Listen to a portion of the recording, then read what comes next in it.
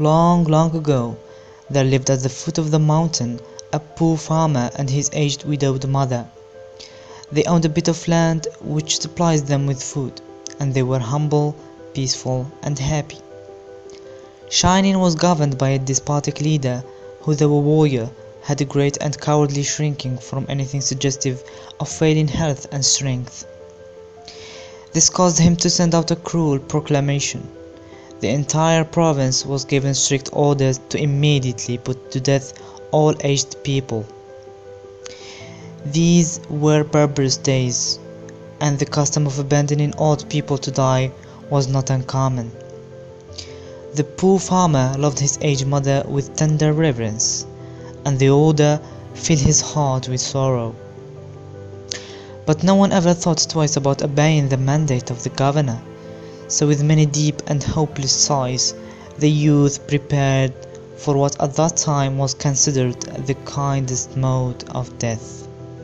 Just at sundown, when his day's work was ended, he took a quantity of unwhitened rice, which was the principal food for the poor, and he cooked, dried it, and tied it in a square cloth, which he swung in a bundle around his neck, along with a gourd filled with cool sweet water. Then he lifted his helpless old mother to his back and started on his painful journey up the mountain. The road was long and steep. The narrow road was crossed and recrossed by many paths made by hunters and woodcutters. In some places they were lost and confused, but he gave no heed. One path or another, it mattered not. On he went, climbing blindly upward, ever upward toward the high bare summit of what is known as Ubatsuyama, the mountain of the abandoned of the aged. The eyes of the old mother were not so dim, but that they noted the reckless hastening from one path to another, and her loving heart grew anxious. Her son didn't know the mountain's many paths, and his return might be one of danger. So she stretched forth her hand and snapping the twigs from bushes as they passed. She quietly dropped a handful every few steps of the way, so that as they climbed, the narrow path behind them was dotted at frequent intervals with tiny piles of twigs. At last the summit was reached. Weary and heartsick, the youth gently released his burden and silently prepared a place of comfort as his last duty to the loved one. Gathering fallen pines needles, he made a soft cushion and tenderly lifted his old mother onto it. He wrapped her padded coat more closely about the stooping shoulders, and with tearful eyes and an aching heart, he said farewell. The trembling mother's voice was full of unselfish love as she gave her last injection. "Let not thine eyes be blind, my son," she said. "The mountain road is full of danger. Look carefully and follow the path which holds the piles of twigs. They will guide you to the familiar path further down."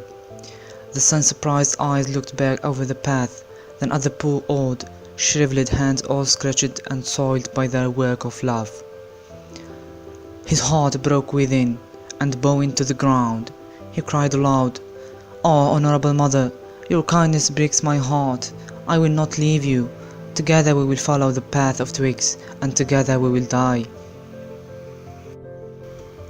Once more he shouldered his burden, how light it seemed now, and hastened down the path through the shadows and the moonlight to the little hut in the valley. Beneath the kitchen floor was a wallet closet for food, which was covered and hidden from view. There the son hid his mother, supplying her with everything she needed, continually watching and fearing she would be discovered. Time passed, and he was beginning to feel safe when again the governor sent forth heralds bearing an unreasonable order, seemingly as a boast of his power.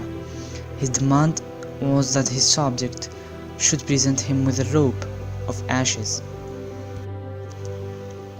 The entire province trembled with dread. The order must be obeyed. Yet Who in all shining could make a rope of ashes? One night, in great distress, the son whispered the news to his hidden mother. "Wait," she said, I will think. On the second day, she told him what to do. "Make a rope of twisted straw," she said. "Then stretch it upon a row of flat stones, and burn it on a windless night." He called the people together and did as she said, and when the blaze died down, there, upon the stones, with every twist and fibre showing perfectly, lay a rope of ashes. The governor was pleased at the wit of the youth and prized it greatly, but he demanded to know where he had obtained his wisdom. "Alas, alas," cried the farmer, "the truth must be told," and with deep bows he related his story. The governor listened and then meditated in silence. Finally, he lifted his head. "Shining needs more than strength of youth," he said gravely. "Ah, that I should have forgotten the well-known saying, 'With the crown of snow, there comes wisdom.' That very hour, the cruel law was abolished,